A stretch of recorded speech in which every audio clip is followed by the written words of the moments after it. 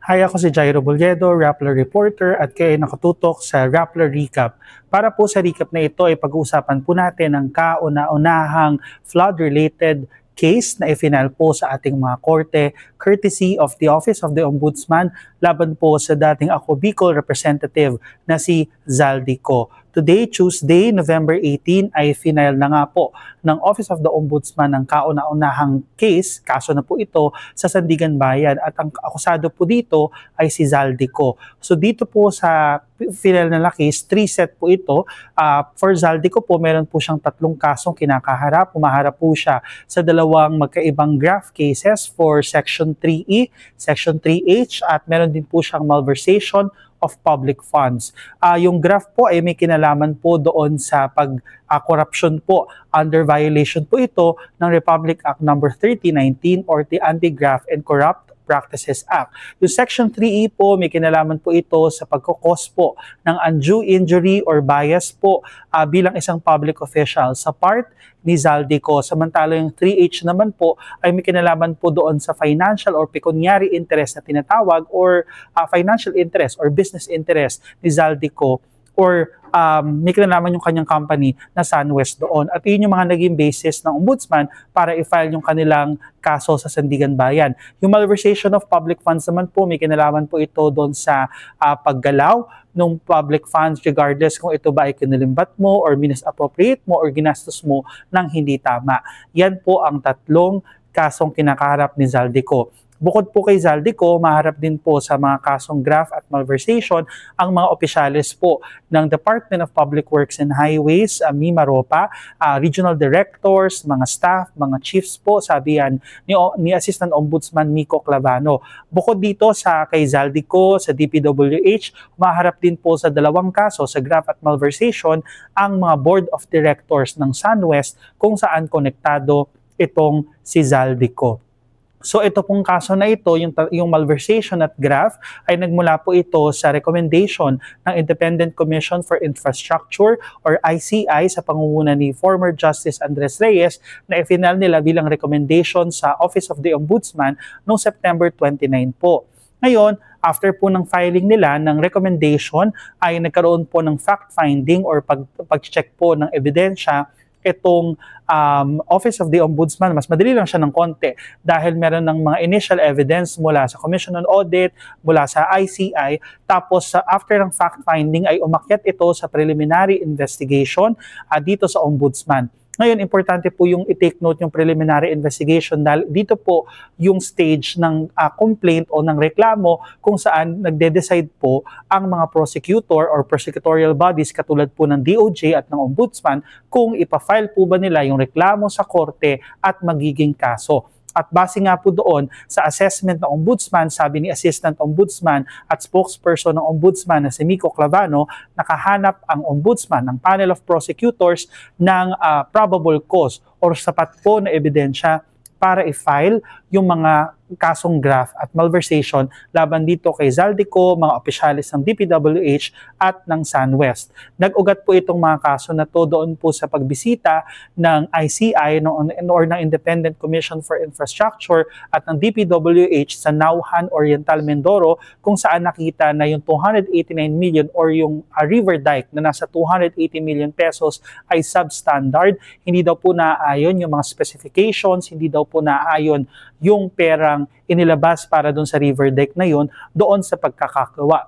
Kaya with that po, sinasabi ng Office of the Ombudsman na sapat na daw pong dahilan yung mga findings nila at yung findings po ng iba pang mga body katulad ng ICI at ng Commission on Audit at iba pang mga bodies na nag-imbestiga para i-file po itong mga reklamo na ngayon ay naging kaso na. So to clarify lang po sa atin po mga kababayan, it will take time po talaga to file cases.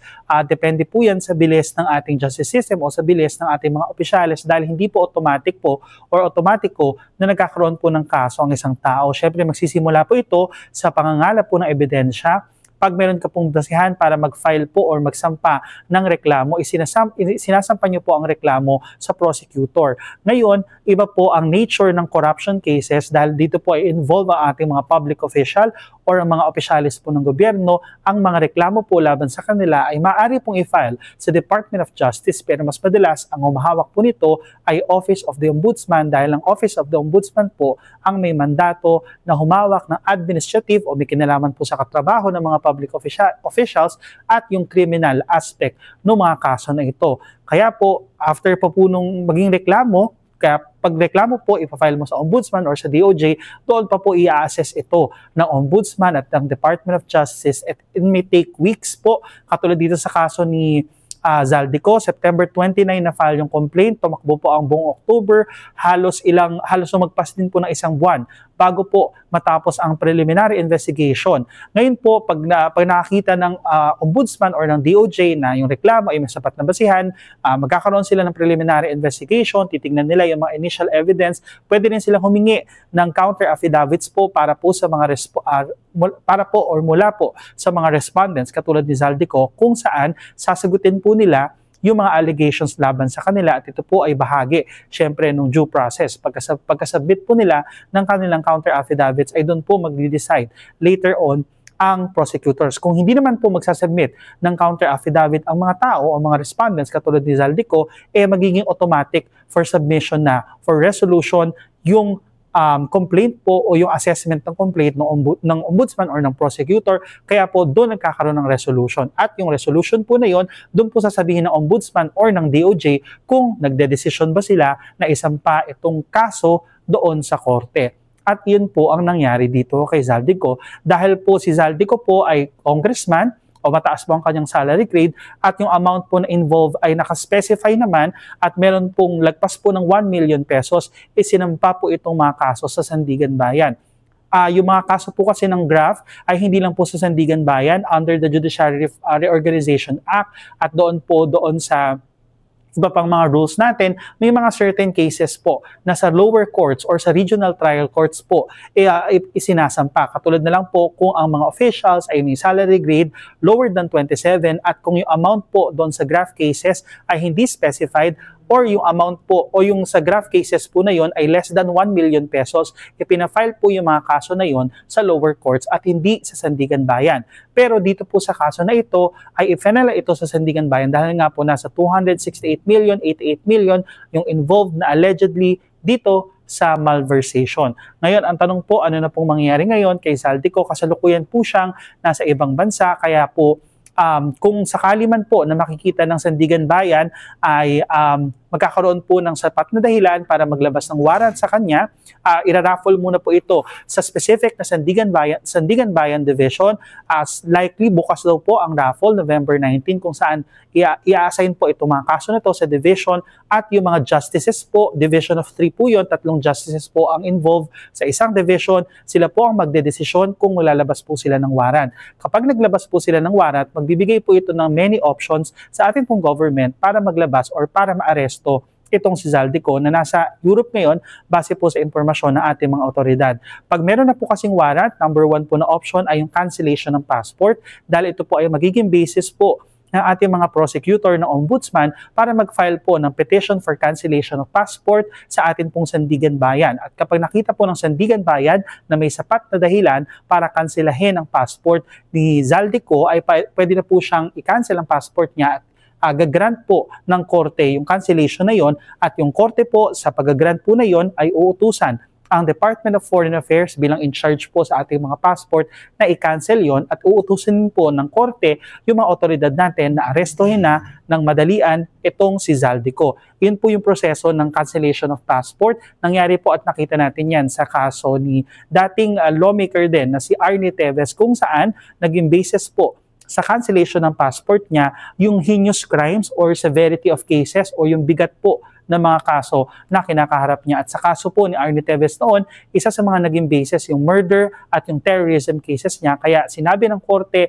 na kinatigan ng korte yung mga prosecutor at grinant yung request para kanselahin yung passport ni Arnie Teves. Yung pangalawang option naman po ay yung Interpol Red Notice dahil po ang Interpol po, membro po ng Interpol ang Pilipinas at marami pong notices na pwedeng ilabas ang Interpol. Depende po sa pangangailangan. At dito po sa kaso ni Zaldico, nung nakaraan nag-request na po ng Blue Notice ang ating mga otoridad pero ang Blue Notice ay ginagamit lang po para matrack ang mga tao yung movement nila from different countries. Depende po for the purpose of investigation and criminal investigation to be precise. Now, kapag may warrant of arrest na po at nailabas na ito ng Sandigan Bayan, pwede po ito maging basis para mag-request po ang Philippine authorities ng red notice sa Interpol. At itong red notice po nito ay ibibigay po ito ng Interpol sa lahat ng member states nito, at ito po ay pwede maging basis para arestuhin itong si Zaldico. Depende po yan sa request ng Pilipinas. Ngayon, yung Interpol po, yung red notice na ibibigay niya sa ibang bansa o sa mga bansa,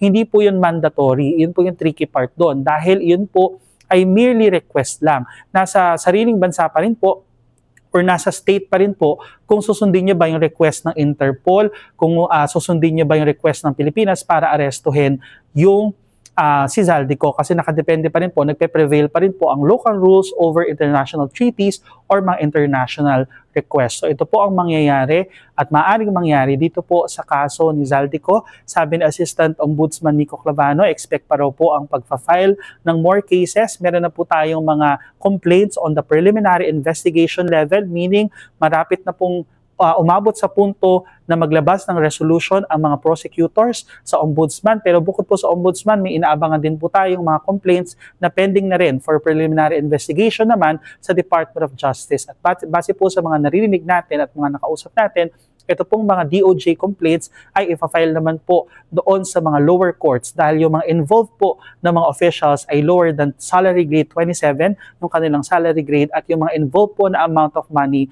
ay lower than 1 million pesos. Kung interested pa po kayo sa conversation na ito, you may download the Rappler Communities app and join the Justice and Crime channel. Ako po si Jairo Boliedo.